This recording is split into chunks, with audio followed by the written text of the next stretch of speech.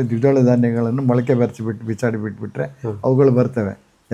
Percentage of germination ಸ್ವಲ್ಪ ಕಡಿಮೆ ಆಗ್ತದೆ. ಈ ಟ್ರ್ಯಾಕ್ಟ್ರಿ ಯಾಕೆ ಬೇಕು ನಮಗೆ? ಉಳುಮೆ ಬೇಕಂತಿಲ್ಲ.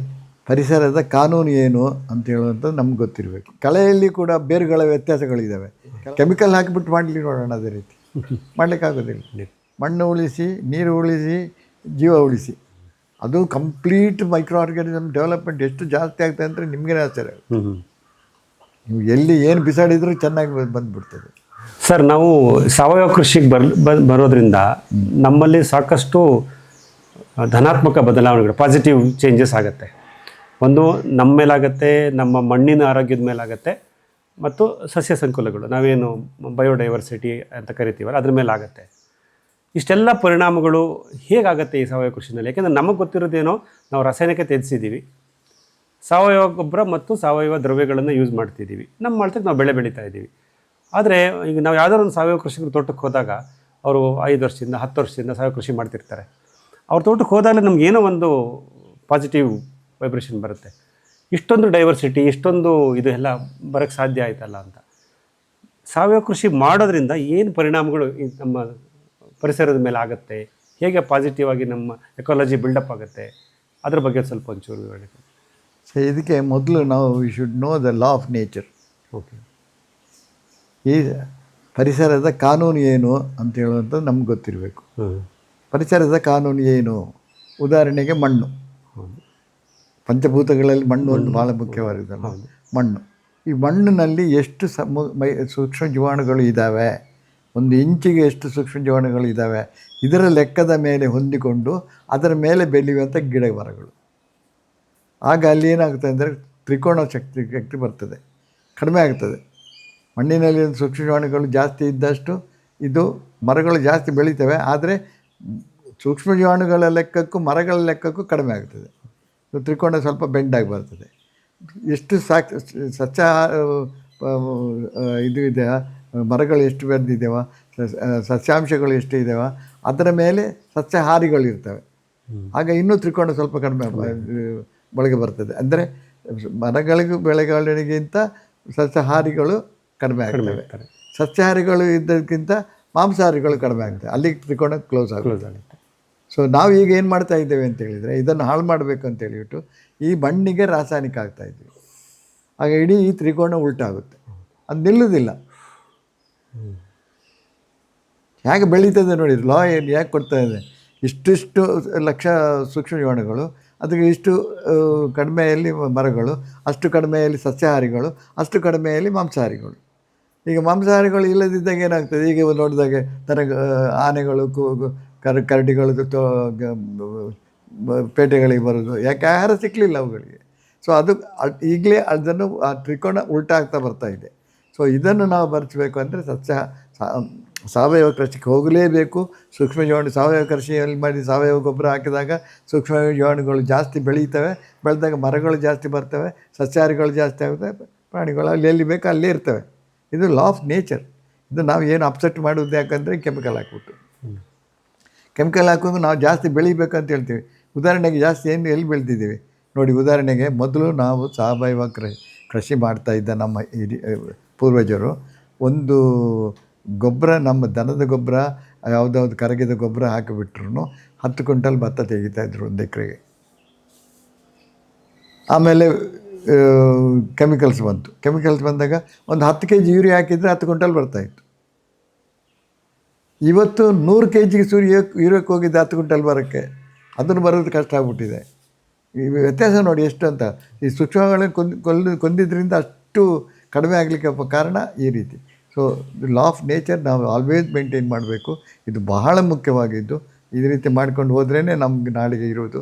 ಇದು ಇಲ್ಲ ಅಂತ ಹೇಳಿದರೆ ಈಗಲೇ ಕೆಲವರೆಲ್ಲ ಇದು ಭವಿಷ್ಯ ಹೇಳ್ತಾರಲ್ಲ, ಇಷ್ಟೇ ವರ್ಷದಲ್ಲಿ ಜನರೇ ಇರೋದಿಲ್ಲ, ಏನೇನೋ ಆಗುತ್ತೆ ಅಂತ ಹೇಳುವಂಥ ಈ ಪರಿಸ್ಥಿತಿಗೆ ನಾವು ಹೋಗ್ತೀವಿ. ಸಾವಯವ ಕೃಷಿಗೆ the answer for the day. ಅದಕ್ಕಿಂತ ಜಾಸ್ತಿ ನಾವು ಜನರನ್ನು ಯಾವ ರೀತಿ ಮೇಲೆ ಅವರಿಗೆ ಬುದ್ಧಿವಾದ ಹೇಳಿಬಿಟ್ಟು ಮೇಲೆ ತರಿಸ್ಬೇಕಂತ ನನಗಂತೂ ಗೊತ್ತಾಗುತ್ತಿಲ್ಲ. ಈ ನಡುವೆ ಅದೇ ಅರಣ್ಯ ಕೃಷಿ, ವೃಕ್ಷಾಧಾರಿತ ಕೃಷಿ ಅಂತೆಲ್ಲ ಮಾತಾಡ್ತೀವಲ್ಲ, ನಮ್ಮ ಕೃಷಿ ಭೂಮಿನಲ್ಲಿ ವೃಕ್ಷಗಳನ್ನು ಬೆಳೆಸಬೇಕು, ಅರಣ್ಯ ಬೆಳೆಸಬೇಕು ಅಂತ. ನೀವು ಆಗಲೇ ಹೇಳಿದಾಗೆ ನಾವು ಏಕಬೆಳೆ ಪದ್ಧತಿ, ಯಂತ್ರೋಪಕರಣ ಟ್ರ್ಯಾಕ್ಟರ್ಗಳನ್ನು ಉಪಯೋಗಿಸೋದು ಇವೆಲ್ಲ ಶುರು ಮಾಡಿಬಿಟ್ಟಿದ್ದೀವಿ ಕಳೆದ 30-40 ವರ್ಷದಿಂದ. ಅವಾಗ ನಮ್ಮ ತಾಕುನಲ್ಲಿ ನಮ್ಮ ಹೊಲಗಳಲ್ಲಿ ಬದುಗಳು ಮಾಯವಾಗಿವೆ, ಬದುಗಳಲ್ಲಿದ್ದ ಮರಗಳು ಮಾಯವಾಗಿವೆ, ಎಲ್ಲ ಡೈವರ್ಸಿಟಿನೂ ಹಾಳಾಗಿದೆ. ನೀವು ಹೇಳ್ದಂಗೆ ಲಾ ಆಫ್ ನೇಚರ್ದು ಪಿರಮಿಡ್ ಉಲ್ಟಾಗಿದೆ ಇವಾಗ. ಇದೆಲ್ಲ ಮಾಡ್ತಾ ಇದ್ದೀವಿ. ಈ ಅನಾಹುತಗಳನ್ನು ಕಮ್ಮಿ ಮಾಡೋದು ಹೇಗೆ? ನಾವು ಈ ಏಕ ಬೆಳೆ ಮತ್ತು ಯಂತ್ರಗಳ ಬಳಕೆ ವಿಪರೀತವಾಗಿದೆ. ಸೊ ಇದಕ್ಕೆ ಏನಾದ್ರು ಒಂದು ಪರಿಹಾರ ಪರಿಹಾರ ಒಂದೇ, ಮಣ್ಣು ಉಳಿಸಿ, ನೀರು ಉಳಿಸಿ, ಜೀವ ಉಳಿಸಿ. ಈಗ ಬರುವಂಥ ಸ್ಲೋಗನ್ಗಳು ಬರುತ್ತೆ, ಅದು ಮಾಡಬೇಕು.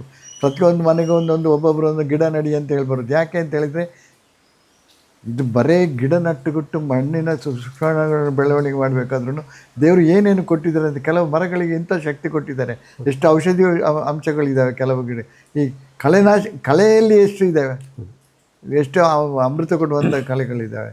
ಎಲ್ಲವನ್ನು ನಾವು ಹಾಳು ಮಾಡ್ತಾ ಇದ್ದೀವಿ. ಕಳೆನಾಶಕ ಹೊಡೆದು ಅದನ್ನು ಹಾಳು ಮಾಡ್ತೇವೆ. ಈ ಮರಗಳನ್ನು ಕಡ್ದು ಹಾಕ್ತೀವಿ. ಅಶ್ವತ್ಥದ ಮರ ಆಕ್ಸಿಜನ್ ಮಾತ್ರ ಅಲ್ಲ, ಓಝೋನ್ ಕೊಡ್ತದೆ. ದೊಡ್ಡ ದೊಡ್ಡ ಮೇಧಾವಿಗಳು ಎಲ್ಲ ಇದ್ದಾರಲ್ಲ, ಅವ್ರಿಗೆಲ್ಲ ಅವ್ರು ಕಲ್ತಿದ್ದಿಲ್ಲಿ, ಅವರು ಇದ್ದಿದ್ದಲ್ಲಿ ಆ ಮರದ ಕೆಳಗೆ. ಅವು ಆಕ್ಸಿಜನ್ ಲೆವೆಲ್ ಜಾಸ್ತಿ ಇದ್ದಿದ್ದರಿಂದ, ಆ ಬ್ರೈನಿಗೆ ಬಂದಿದ್ದರಿಂದ ಅವ್ರಿಗೆ ಆ ಶಕ್ತಿ ಬಂದಿರೋದು. ಸುಮ್ಮನೆ ಬಂದಿಲ್ಲ, ಯಾರೋ ದಾನ ಕೊಟ್ಟು ಬಿಟ್ಟಿಲ್ಲ. ನಿನ್ನೆ ಟಿ ವಿಯಲ್ಲಿ ಒಬ್ಬನನ್ನು ನೋಡ್ತಾ ಇದ್ದೆ, ಕಣ್ಣಿಲ್ಲ ಪಾಪ. ಲೆಕ್ಕ ಯಾವ ರೀತಿ ಬರೆದ್ರು, ಯಾವ ರೀತಿ ಗುಡಿಸಿದ್ರು ಪಟ್ಟ ಅಂತ ಉತ್ತರ ಕೊಡ್ತಾನೆ. ಯಾಕೆಂದರೆ ಆ ಶಕ್ತಿ ಅವನ ಜೀವನದಲ್ಲಿರುವಂಥ ಟಿಶ್ಯೂನಲ್ಲಿ ರೀಜನವೇಟ್ ಆಗಿಬಿಟ್ಟು ಆ ಶಕ್ತಿ ಬಂದುಬಿಟ್ಟಿದೆ. ಅವನು ನೀವು ಹೇಳೋ ಬೋರ್ಡ್ನಲ್ಲಿ ಬರೆದಿದ್ದನ್ನು ಕಣ್ಣಿಲ್ಲದೆ ಓದಿ ಹೇಳ್ತಾನೆ. ಅದ್ಭುತ. ದೇವರು ಇಂಥದ್ದೆಲ್ಲ ಕೊಟ್ಟಿದ್ದಾರೆ. ಇದು ನಾವನ್ನು ಉಳಿಸ್ಕೊಳ್ಬೇಕು. ನೀವು ಉಳಿಸ್ಕೊಳ್ಬೇಕಾದ್ರೆ ಅವನು ಚೆನ್ನಾಗಿರಬೇಕು ಅಂತ ಹೇಳಿದರೆ, ಎಷ್ಟು ದಿವಸ ನಿಮ್ಮ ಪರಿಸರ ಚೆನ್ನಾಗಿದೆ ಅಷ್ಟು ಮಾಡ್ಕೊಳ್ತಾರೆ. ಪರಿಸರದ ಹಾಳಾಗಿಬಿಟ್ರೆ ಮಾಡೋಕ್ಕೆ ಆಗೋದಿಲ್ಲ. ಒಳ್ಳೆ ಚೆನ್ನಾಗಿದ್ದು ನ್ಯೂಟ್ರಿಷಿಯಸ್ ಫುಡ್ ತಗೊಂಡ್ರೆ ಹಾಗೆ ನಾವು ಇದು ಮಾಡ್ತೇವೆ. ಬೇಕ್ರಿ ಫುಡ್ ತಿಂದವರು ಎಷ್ಟು ದಿನ ಬರ್ತಾರೆ. ಒಳ್ಳೆ ಇದರಲ್ಲಿ ತಗೊಂಡು ನನ್ನನ್ನೇ ಎಕ್ಸಾಂಪಲ್ ನಾನು ಹೇಳ್ತೀನಿ. ನಾನು ಒಂದು 7-8 ವರ್ಷದ ಹಿಂದೆ ಒಂದು ಸಲ ಕೆಲಸ ಮುಗಿಸಿ ಆ ಕಡೆ ಪ್ರಯಾಣ ಮಾಡಿದ್ದವನು. ಆ ಫುಡ್ಡನ್ನು ಚೇಂಜ್ ಮಾಡಿ ಆರ್ಗ್ಯಾನಿಕ್ನಲ್ಲೇ ಮಾಡಿಕೊಂಡು ಬಂದಿದ್ದರಿಂದ ನಾನು ಇವತ್ತು ಈ ಸ್ಟೇಜಿಗೆ ಬಂದಿದ್ದೀನಿ. ಹಾಸ್ಪಿಟ್ಲಲ್ಲಿ ಅಡ್ಮಿಟ್ ಮಾಡಿದಾಗ ಪ್ರಯೋಜನ ಎಲ್ಲ ಮನೆ ಕರ್ಕೊಂಡು ಹೋಗಿ ಅಂತ ಹೇಳಿದ ದಿವಸದಲ್ಲಿ ಅದೊಂದು ರಿಕವರಿ ಆಗಬೇಕಾದ್ರೆ, ಅದು ಸಿಟಿಯಲ್ಲಿದ್ದಾಗ ಆಕ್ಸಿಜನ್ನಲ್ಲೇ ಬದುಕೊಂಡು ಬಂದು ಇಲ್ಲಿಗೆ ಬಂದುಬಿಟ್ರೆ ಇಲ್ಲೇ ಗಾಳಿಯ ವಾತಾವರಣದಿಂದ ನನಗೆ ಆಕ್ಸಿಜನು ಬೇಡ, ಎಂಥದ್ದು ಬೇಡ, ನಡ್ಕೊಂಡು ಬರ್ಲಿಕ್ಕೆ ಶುರು ಮಾಡಿದೆ. ಇವತ್ತು ನಾನು 2 ಕಿಲೋಮೀಟ್ರ್ 3 ಕಿಲೋಮೀಟ್ರ್ ದಿವಸಕ್ಕೆ ವಾಕ್ ಮಾಡ್ತೀನಿ ಎದುರ ಶಕ್ತಿಯಿಂದ. ಯಾರು ಹಿಡಿಬೇಕಂತಿಲ್ಲ, ಯಾರು ಬೇಕಾಗಿಲ್ಲ. ಅಲ್ಲಿ ಮೊದಲು ಏನು ಮಾಡಬೇಕು, ಆ ವಾತಾವರಣದಲ್ಲಿ ಕೈ ಹಿಡ್ಕೊಂಡು ನಡ್ಕೊಂಡು ಹೋಗಬೇಕಾಗಿತ್ತು. ಬೆಟ್ಟ ಮೇಲೆ ಕೆಳಗೆ ಇಳಿಯಲಿಕ್ಕಾಗ್ತಿರಲಿಲ್ಲ. ಇದು ವಾತಾವರಣ ಕೊಡುವಂಥದ್ದು, ನಮಗೆ ಆ ಶಕ್ತಿ ಕೊಡುವಂಥದ್ದು. ಈ ಮರಗಿಡಗಳು ಕೊಡುವಂಥ ಗಾಳಿ, ಅದರಲ್ಲಿರುವಂಥ ಒಂದು ಅಂಶ, ಆ ತೇವಾಂಶ ನಮ್ಮ ದೇಹಕ್ಕೆ ಬಂದು ನಾವು ಏನು ಮಾಡ್ತೀವಿ, ಎಲ್ಲ ಪರಿಸರದ ಮೇಲೆ ಯಾವುದೂ ಇಲ್ಲ, ಏನೂ ಇದು. ನಾವು ಅನ್ಯಾಯ ಮಾಡಿ ನಮ್ಮ ಲೈಫನ್ನು ನಾವು ಹಾಳು ಮಾಡ್ಕೊಳ್ತೀವಿ. ಅದು ಬೇಡ. ಮಣ್ಣನ್ನು ಉಳಿಸಿ, ಗಿಡ ಮರಗಳನ್ನು ಬೆಳೆಸಿ ಅಂತ ಹೇಳುವಂಥದ್ದು ಭಾಳ ಮುಖ್ಯ. ಈಗ ಸಾವಯವ ಕೃಷಿಯಿಂದ ವೈವಿಧ್ಯತೆ, ಡೈವರ್ಸಿಟಿ ಥ್ರೂ ಆರ್ಗ್ಯಾನಿಕ್ ಅಗ್ರಿಕಲ್ಚರ್, ಅದು ನಿಮ್ಮ ಒಂದು ವಾಕ್ಯ. ಅದೇ ಈಗ ನಾವು ಈ ವೈವಿಧ್ಯತೆಯನ್ನು ಗಮನಿಸಬೇಕಾದ್ರೆ, ಒಂದು ಮಣ್ಣಿನಲ್ಲಿ ಸೂಕ್ಷ್ಮಜೀವಿಗಳ ವೈವಿಧ್ಯತೆ. ನೀವು ಹೇಳಿದ್ರೆ ಅದು ಬಾಟಮ್ ಆಫ್ ದ ಪಿರಮಿಡ್, ತ್ರಿಭುಜದ ತಳಭಾಗ, ಅದು ಗಟ್ಟಿ ಇರಬೇಕು. ಮಣ್ಣಿನಲ್ಲಿ ಸೂಕ್ಷ್ಮಜೀವಿಗಳ ವೈವಿಧ್ಯತೆ, ಆಮೇಲೆ ಗಿಡ ಮರಗಳ ವೈವಿಧ್ಯತೆ, ಆ ರೀತಿ ವೈವಿಧ್ಯಗಳು, ಆಮೇಲೆ ಪ್ರಾಣಿ ಪಕ್ಷಿಗಳ ವೈವಿಧ್ಯತೆ, ಅದು ಹಂತ ನಿಮ್ಮ ಪಿರಮಿಡಲ್ಲಿ ಬರುತ್ತೆ. ಈಗ ನಮಗೇನಾಗುತ್ತೆ, ಮಣ್ಣಿನಲ್ಲಿರೋ ಸೂಕ್ಷ್ಮಜೀವಿಗಳ ವೈವಿಧ್ಯತೆಯನ್ನು ಜಾಸ್ತಿ ಮಾಡಲಿಕ್ಕೆ ನಾವು ಸಾವಯವ ಕೃಷಿಕರು ಏನು ಮಾಡ್ಬೋದು, ಏನು ಮಾಡಬೇಕು? ಉದಾಹರಣೆಗೆ ನಾವು ಉಳುಮೆ ಕಮ್ಮಿ ಮಾಡಿದ್ದೀವಿ, ಕಳೆನಾಶಕ ಹೊಡೆಯೋದನ್ನು ನಿಲ್ಲಿಸಿದ್ದೀವಿ ನಾವು ಸಾವಯವ ಕೃಷಿಕರು. ಇದೆರಡು ಮಾಡೋದ್ರಿಂದ, ಕಡಿಮೆ ಉಳುಮೆ ಮತ್ತು ಕಳೆನಾಶಕ ಹೊಡೆದೇ ಇರೋದ್ರಿಂದ ಮಣ್ಣಿನ ಸೂಕ್ಷ್ಮಜೀವಿಗಳಿಗೆ ನಾವು ಕೊಡುಗೆ ಕೊಡ್ತಿದ್ದೀವ, ಅದನ್ನು ಇನ್ಕ್ರೀಸ್ ಮಾಡ್ತಿದ್ದೀವ? ಅಥವಾ ನಮ್ಮಲ್ಲೇನು ಕಳೆಗಳು ಬರ್ತಾ ಇದೆ, ಕಳೆಯಲ್ಲಿ ವೈವಿಧ್ಯತೆ ಅಂದರೆ ಏನು? ವೀಡ್ ಡೈವರ್ಸಿಟಿ ಅಂತ ಒಂದು ವರ್ಡ್ ಬರುತ್ತೆ. ನಾವು ನಮ್ಮ ಕೃಷಿ ಭೂಮಿಯಲ್ಲಿ ಕಳೆಗಳನ್ನು ಉಳಿಸಿ ಬೆಳೆಸಿ ಅದರಲ್ಲೂ ವೈವಿಧ್ಯತೆ ತರಬಹುದಾ? ಅದನ್ನು ಮಾಡೋದ್ರಿಂದ ಮಣ್ಣಿನ ಸೂಕ್ಷ್ಮಜೀವಿಗಳ ವೈವಿಧ್ಯತೆಯನ್ನು ಜಾಸ್ತಿ ಮಾಡಲಿಕ್ಕೆ ಅನುಕೂಲ ಆಗುತ್ತೆ. ಸಾಧ್ಯ ಇದೆ. ಕಳೆ ವೈವಿಧ್ಯತೆ ಬಗ್ಗೆ ಸ್ವಲ್ಪ. ಕಳೆ ವೈವಿಧ್ಯತೆ ಭಾಳದ್ದು. ಕಳೆಯಲ್ಲಿ ಕೂಡ ಬೇರುಗಳ ವ್ಯತ್ಯಾಸಗಳಿದ್ದಾವೆ. ಕೆಲವು ಮೇಲ್ಗಡೆ ಇರ್ತವೆ, ಒಳ್ಳೆ ನಟ್ ಗ್ರಾಸಸ್ ಅಂತ ಹೇಳ್ತೀವಿ, ಅಥವಾ ಟ್ರೈಕೋಡರ್ಮಾ ಅಂತೇಳಿ, ಅದು ಮೇಲ್ಗಡೆಯಿಂದ ಮಾತ್ರ ಬರ್ತದೆ, ಬೇರೆ ಆಳಕ್ಕೆ ಹೋಗೋದಿಲ್ಲ. ನಾವು ಎಂಥ ಕಳೆಗಳು ಬಂದ್ರೂ ರೂಟ್ ಬೇರುಗಳನ್ನು ಬಿಟ್ಟು ಮೇಲೆ ಕಟ್ ಮಾಡಿಬಿಟ್ರೆ ನಿಮ್ಮ ಕಾಸ್ಮಿಕ್ ರೇ ಎಫೆಕ್ಟ್ ಬಂದುಬಿಡ್ತದೆ. ಗೊಬ್ಬರ ಜಾಸ್ತಿ ಇಂಪ್ರೂವ್ ಆಗುತ್ತೆ, ಅದಕ್ಕೆ ಮಣ್ಣು ಜಾಸ್ತಿ ಆಗ್ತಾ ಬರ್ತದೆ. ಅವುಗಳಿಗೆ ಆಹಾರ ಅಲ್ಲೇ ಸಿಕ್ಕುತ್ತವೆ. ಮತ್ತು ಕೆಳಗಡೆ ಇದ್ದದ್ದನ್ನು ಹೋದಂಥ ಪೋಷಕಾಂಶಗಳನ್ನು ಮೇಲೆ ತರಲಿಕ್ಕೆ ಡೀಪ್ ರೂಟೆಡ್ ಗ್ರಾಸಸ್ ಪ್ಲ್ಯಾಂಟ್ಸ್ಗಳಿರ್ತವೆ. ಸೊ ಇಲ್ಲಿ ವೈವಿಧ್ಯತೆ ಬೇಕೇ ಬೇಕು. ಅದು ಒಂದನ್ನೇ ಒಂದು ಮಾಡ್ಕೊಳ್ಳೋದಿಲ್ಲ. ಇದೇ ಒಂದು ಈಗ ಒಂದೇ ಒಂದು ಪರ್ಟಿಕ್ಯುಲರ್ ಮರ ಇದು ಜಾಸ್ತಿ ಕಾರ್ಬನ್ ಡೈಆಕ್ಸೈಡ್ ಅಬ್ಸಾರ್ಬ್ ಮಾಡಿಬಿಟ್ಟು ಆಕ್ಸಿಜನ್ ರಿಲೀಸ್ ಮಾಡುತ್ತೆ ಅಂತ ಬರೀ ಅದೇ ಮಾತ್ರ ಬೇಕಾಗಿಲ್ಲ, ಇನ್ನು ಕಡಿಮೆ ಮಾಡಿದ್ರು ಬೇಕಾಗುತ್ತೆ, ಅವುಗಳು ಬೇಕಾಗುತ್ತೆ. ಅವುಗಳ ಅಂತ ಬೇರೆ ಬೇರೆ ಇದನ್ನು ಒಂದು ತೋಟದಲ್ಲಿ ನೀವು ಬೇರೆ ಬೇರೆ ಜಾತಿಯ ಒಂದು ಮರಗಳನ್ನು ಹಾಕಿದರೆ ಆಗ ಅದು ಆಟೋಮ್ಯಾಟಿಕ್ ಇಂಪ್ರೂವ್ ಆಗ್ತದೆ.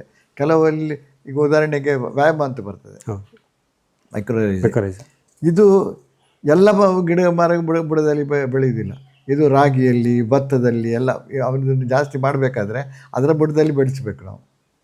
ಅದು ಬೆಳೆಸಿ ಒಂದು ಸಲ ಮಣ್ಣಿಗೆ ಹರಡಿದ ಮೇಲೆ ಮತ್ತೆ ಎಲ್ಲಿ ಬೇಕಾದ್ರೆ ಅಲ್ಲಿ ಬರ್ತದೆ ಅದು.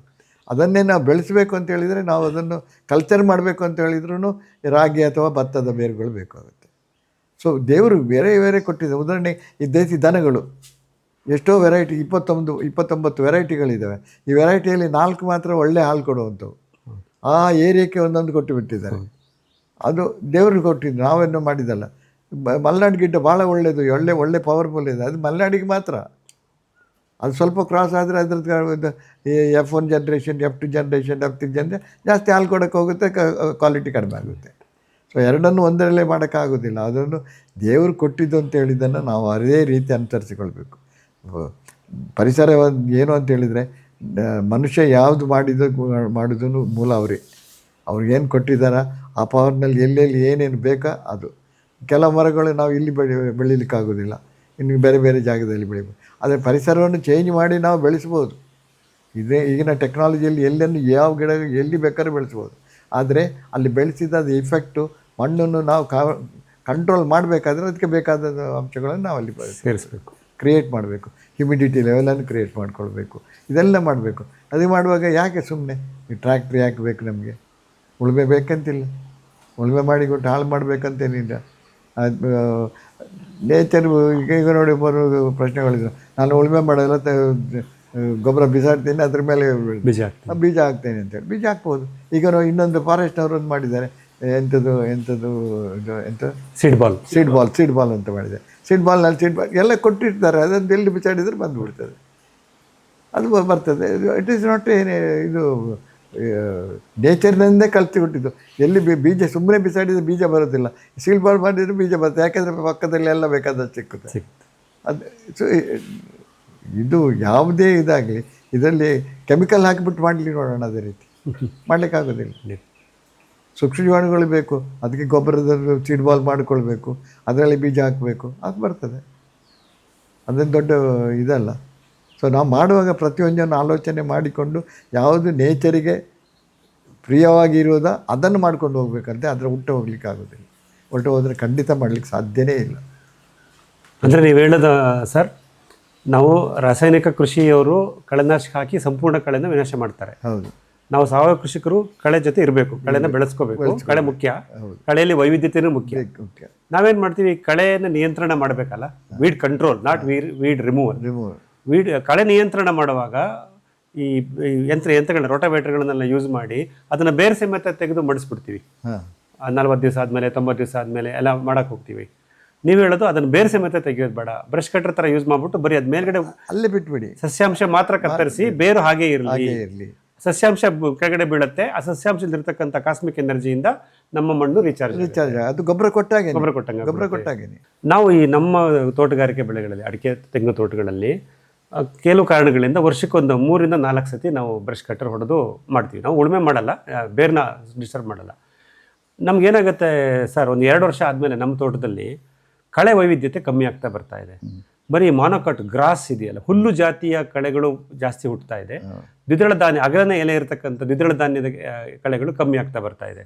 ಅದಕ್ಕೆ ನಾವು ಗುರುತಿಸಿರೋ ಕಾರಣ ಏನಂದರೆ, ದ್ವಿದಳ ಧಾನ್ಯದ ಗಿಡಗಳು ಹುಟ್ಟುತ್ತವೆ, ಆದರೆ ಅವು ಹೂವಾಗಿ ಬೀಜ ಉದುರಿಸೋದ್ರೊಳಗಡೆ ನಾವು ಬ್ರಷ್ ಕಟ್ಟರ್ ಮಾಡಿಬಿಟ್ಟಿರ್ತೀವಿ. ಅದರದ್ದು ಸಂತಾನಾಭಿವೃದ್ಧಿ ರೀಪ್ರೊಡಕ್ಟಿವ್ ಆಗೇ ಇರಲ್ಲ. ಈ ಸಮಯದಲ್ಲಿ ನಮಗೆ ಗೊತ್ತಿಲ್ಲದಂಗೆ ನಮ್ಮ ಕಳೆನಲ್ಲೂ ಒಂದು ಮಾನೋಕ್ರಾಪಿಂಗ್ ಥರ ಬಂದುಬಿಡ್ತಿದ್ದೀವಿ. ಉಳುಮೆ ರಹಿತ ಕೃಷಿ ಮಾಡುವಾಗ ಸಾವಯವ ಕೃಷಿನಲ್ಲಿ ನಾವು ಕಳೆ ವೈವಿಧ್ಯತೆ ತರಬೇಕಾದ್ರೆ ಈ ಬರೀ ಏಕ ಬೆಳೆ ಹುಲ್ಲಿನ ಜೊತೆಗೆ ದ್ವಿದಳ ಧಾನ್ಯಗಳನ್ನು ಸೇರಿಸಲಿಕ್ಕೆ ಏನೇನು ಅವಕಾಶಗಳಿದೆ, ನಾವು ಹೇಗೆ ಮಾಡ್ಬೋದು ಅಂತ. ಹುಲ್ಲಿನ ಜೊತೆಗೆ ದ್ವಿದಳ ಧಾನ್ಯ ಬೆಳೆಸಲಿಕ್ಕೆ ದೊಡ್ಡ ಸಮಸ್ಯೆಗಳೇನೇ ಇಲ್ಲ. ಏನು ಮಾಡಬೇಕಂದ್ರೆ ದ್ವಿದಳ ಧಾನ್ಯಗಳನ್ನು ಮೊಳಕೆ ಬೆರೆಸಿಬಿಟ್ಟು ಬಿಸಾಡಿ ಬಿಟ್ಬಿಟ್ರೆ ಅವುಗಳು ಬರ್ತವೆ. ಪರ್ಸೆಂಟೇಜ್ ಆಫ್ ಜರ್ಮಿನೇಷನ್ ಸ್ವಲ್ಪ ಕಡಿಮೆ ಆಗ್ತದೆ, ಆದರೆ ಎಲ್ಲೆಲ್ಲಿ ಎಡೆ ಇದೆಯೋ ಅವುಗಳು ಬೇರೆ ಕೊಟ್ಬಿಟ್ಟು ಬಂದೇ ಬರ್ತವೆ. ಒಂದು ಇನ್ನೂ ದಟ್ಟಾಯಿತು, ನೀವು ನೋಡಲಿಲ್ಲ, ನೆಗ್ಲೆಕ್ಟ್ ಮಾಡಿದ್ದೀರಿ, ಹುಲ್ಲು ಎಳೆ ಜಾಸ್ತಿ ಬೆಳೀತಾ ಅಂತ ಹೇಳಿದರೆ ಒಂದೇ ಅಂತ ಹೇಳಿದರೆ ಬೇರೆ ಕಡೆಯಿಂದ ಸೊಪ್ಪು ತಂದು ಅದನ್ನು ಮಲ್ಚಿಂಗ್ ಮಾಡಬೇಕು. ಅದು ನಿಮ್ಮ ನಟ್ ಗ್ರಾಸ ಅದು ಎಲ್ಲ ಸತ್ತು ಹೋಗುತ್ತೆ. ಯಾಕಂದರೆ ಅವುಗಳು ಬೆಳಿಬೇಕಾದ್ರೂ ಸೂರ್ಯಕಿರಣ ಬೇಕು. ಸೂರ್ಯಕಿರಣ ಬಂದಿದ್ದಾಗ ಆಟೋಮ್ಯಾಟಿಕ್ಕಾಗಿ ಅದೇ ಕಳೆನಾಶಕ. ಸೊಪ್ಪು ಹಾಕ್ಬಿಟ್ರೆ ಅದು ಸೊಪ್ಪು ಹಾಕಿಬಿಟ್ರೆ ಸೊಪ್ಪು ಗೊಬ್ಬರ ಆಗಿ ಕಟ್ತದೆ, ಇಂಪ್ರೂವ್ ಆಗ್ತದೆ. ಇವುಗಳನ್ನು ಕೊಂದುಬಿಡ್ತವೆ. ಇವುಗಳಿಗೆ ಬೇಕಾದಷ್ಟು ಸೂರ್ಯಕಿರಣ ಬೀಳೋದಿಲ್ಲ. ಅದಕ್ಕೆ ಕ್ಲೋಸ್ ಮಾಡ್ಕೊಳ್ಬೋದು. ಮತ್ತು ನೋಡಿ, ಇದು ಈ ನಟ್ ಗ್ರಾಸಸ್ಸು, ಬೇರೆ ಈ ಸೈಡರಾಂಡೆಕ್ಟನ್ ಗ್ರಾಸಸ್ಗಳೆಲ್ಲ ಇರ್ತಲ್ಲ, ಇಲ್ಲಿ ಎಲ್ಲಿ ನೆರಳು ಜಾಸ್ತಿ ಉಂಟು ಅಲ್ಲಿ ಬರೋಲ್ಲ. ಹೌದು, ಅದು ಗಮನಿಸಿದ್ದೀವಿ. ನಮ್ಮ ಸೂರ್ಯಕಿರಣ ಎಲ್ಲಿ ಜಾಸ್ತಿ ಬೀಳ್ತದೆ ಅಲ್ಲಿ ಮಾತ್ರ ಬರುತ್ತೆ. ಸೊ ಆ ಸೂರ್ಯಕಿರಣ ಕಟ್ ಮಾಡ್ಕೊಳ್ಳಿ, ಅದು ಬರುವ ಇದವರೆಗೆ ಬಿಡ್ತದೆ, ತೊಂದರೆ ಬರೋದಿಲ್ಲ. ಅವುಗಳಿಗೆ ಫುಡ್ ಕಲೆಕ್ಟ್ ಮಾಡು, ಅವುಗಳು ಸೂರ್ಯಕಿರಣ ಬಂದ ಮೇಲೇ ಆಹಾರ ಡೆವಲಪ್ ಮಾಡಿಬಿಟ್ಟು ಮಾಡಿಕೊಂಡು ಅದು ಮಾಡೋಕ್ಕೆ ಅವಕಾಶ ಇಲ್ಲ. ಹೌದು. ಅದೀಗ ನೀವು ಹೇಳೋದು ಫುಲ್ ಸರ್ಫೇಸ್ ಏರಿಯಾ, ನಮ್ಮ ತೋಟದ ಮೇಲ್ಮೈ ಮಣ್ಣು ಏನಿದೆ ಪೂರ್ತಿ ಅಷ್ಟನ್ನು ಒಂದ್ಸಲ ತಿಕ್ ಮಲ್ಚಿಂಗ್ ಮಾಡೋದು ಒಳ್ಳೆ. ತಿಕ್ ಮಲ್ಚಿಂಗ್ ಮಾಡಿದರೆ ಭಾಳ ಒಳ್ಳೆಯದು. ಅದು ಕಂಪ್ಲೀಟ್ ಮೈಕ್ರೋ ಆರ್ಗಾನಿಸಮ್ ಡೆವಲಪ್ಮೆಂಟ್ ಎಷ್ಟು ಜಾಸ್ತಿ ಆಗ್ತದೆ ಅಂದರೆ ನಿಮಗೇ ಆಶ್ಚರ್ಯ. ನೀವು ಎಲ್ಲಿ ಏನು ಬಿಸಾಡಿದರೂ ಚೆನ್ನಾಗಿ ಬಂದುಬಿಡ್ತದೆ. ಈ ನಮ್ಮಲ್ಲಿ ಅಡಿಕೆ ಕೃಷಿನಲ್ಲಿ ಅಡಿಕೆ ಸಿಪ್ಪೆ ತುಂಬ ಸಿಗುತ್ತೆ ಸರ್, ಇಲ್ಲ ಟ್ರಾಕ್ಟರ್ ಗಟ್ಟಲೆ ಬರುತ್ತೆ. ಅದನ್ನು ನಾವು ಇದನ್ನು ತಿಕ್ ಮಲ್ಚಿಂಗಿಗೆ ಯೂಸ್ ಮಾಡ್ಬೋದು. ಮಲ್ಚಿಂಗಿಗೆ ಯೂಸ್ ಮಾಡ್ಬೋದು, ನಿಮ್ಮ ಇದು ಇರ್ತದೆ. ಮತ್ತು ಅದು ಮಣ್ಣಿನಲ್ಲಿರುವಂಥ ಸಾರಜನಕವನ್ನು ಎಳ್ಕೊಳ್ಬೋ ಶಕ್ತಿಗೆ ಹೋದಾಗ ಮಾತ್ರ ನೀವು ಗೋಮೂತ್ರ ಹಾಕಬೇಕು. ಅದು ಕರಗಿಬಿಟ್ಟು ಇದು ಮಾಡಿಕೊಂಡು ಮತ್ತು ಅದು ಗೊಬ್ಬರ ಆಗ್ತದೆ, ಅದರಿಂದ ಅದೇ ರೀತಿ ಬರ್ತದೆ. ಸೊ ಸಾಕಷ್ಟು ಸಂಖ್ಯೆಯಲ್ಲಿ ನಾವು ಇದನ್ನು ಅರೆಕ ಹಸ್ಕಿಸಿ ಅಡಿಕೆ ಸಿಪ್ಪೆಯನ್ನು ಮುಚ್ಚಿಕೆ ಮಾಡಿದಾಗ ರೆಗ್ಯುಲರ್ ಇಂಟರ್ವಲಲ್ಲಿ ಗೋಮೂತ್ರ ಸೇರಿಸ್ತಾ ಬಂದಾಗ ಅಡಿಕೆ ಸಿಪ್ಪೆ ಡಿಕಂಪೋಸ್ ಆಗೋಕ್ಕೆ ಏನು ಸಾಯಿಲ್ ನೈಟ್ರೋಜನ್ ಅಬ್ಸರ್ವ್ ಮಾಡ್ಕೊಂಡಿರುತ್ತೋ ಅದು ಗೋಮೂತ್ರದಿಂದ ರೀಪ್ಲೇಸ್ ಆಗುತ್ತೆ. ಅವಾಗ ಸಾಯಿಲ್ನಲ್ಲಿ ನೈಟ್ರೋಜನ್ ಅಂಶ ಸೇಮ್ ಆಗಿರುತ್ತೆ.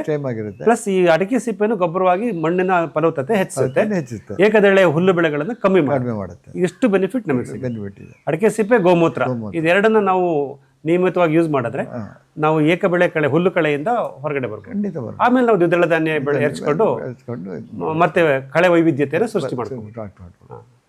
ಆಮೇಲೆ ಒಂದು ತೆಂಗಿನ ಬಗ್ಗೆ ಹೇಳ್ತಾ ಇದ್ದಾರೆ ಸರ್, ಹೆಡೆಮಟ್ಟೆ ಅದನ್ನು ಸುಟ್ಟು ಪೊಟ್ಯಾಶ್ ಮಾಡಿ ಮಾಡಬೇಕು ಅಂತ. ಬಟ್ ನಾವೇನು ಹೇಳ್ತೀವಿ, ತೋಟದಲ್ಲಿ ಎಲ್ಲೂ ಬೆಂಕಿ ಹಾಕೋದು ಬೇಡ, ನೆಲ ಸುಡೋದು ಬೇಡ ಅಂತ ಹೇಳ್ತಿರ್ತೀವಿ. ಈ ಸುಡೋ ಕಾರ್ಯಕ್ರಮಗಳನ್ನು ಹೇಗೆ ಮಾಡೋದು, ಅಥವಾ ಮಣ್ಣನ್ನು ಸುಟ್ಟು, ನಿಮ್ಮ ದಕ್ಷಿಣ ಕನ್ನಡದಲ್ಲ ಮಣ್ಣು ಸುಡೋದು ಅಂತ ಇರ್ತಾರೆ. ಬೆಂಕಿ ಮತ್ತು ಮಣ್ಣು ಮತ್ತು ನಮ್ಮ ಸೂಕ್ಷ್ಮ ಜೀವಿಗಳು ಇದ್ರ ಮಧ್ಯೆ ಯಾವ ರೀತಿ ಸಂಬಂಧಗಳಿದೆ, ಯಾವುದನ್ನು ಮಾಡಬಾರ್ದು, ಮಾಡಲೇಬಾರ್ದು, ಅದನ್ನು ಸ್ವಲ್ಪ ಇಲ್ಲ. ಸುಡುಮಣ್ಣು ಮಾಡ್ಬೋದು, ಮಾಡೋದು ಅದೇನು ತಪ್ಪೇನಿಲ್ಲ.